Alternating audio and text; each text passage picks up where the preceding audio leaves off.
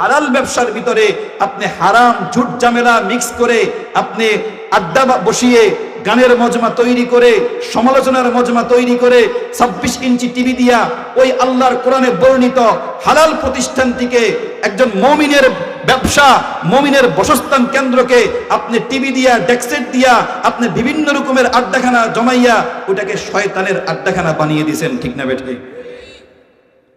এজন্য ব্যবসা হালাল, ব্যবসা করলে রুজি রোজগারে বরকত।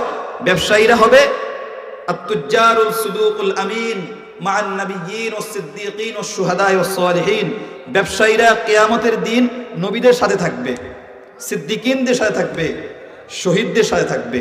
পক্ষান্তরে আপনার ব্যবসা যদি 2 নাম্বার 3 নাম্বার 4 নাম্বার 14 নাম্বার পর্যন্ত চলে যায়, আপনার মতো ব্যবসায়ী আপনার মতো বেঈমান এই জগতে আর নেই।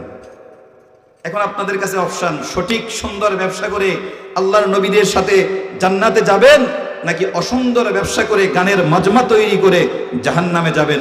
উভয়টা আপনাদের হাতে। আল্লাহ রাব্বুল আলামিন আমাদেরকে সহিহ বুঝ দান করুক, বলি আমিন।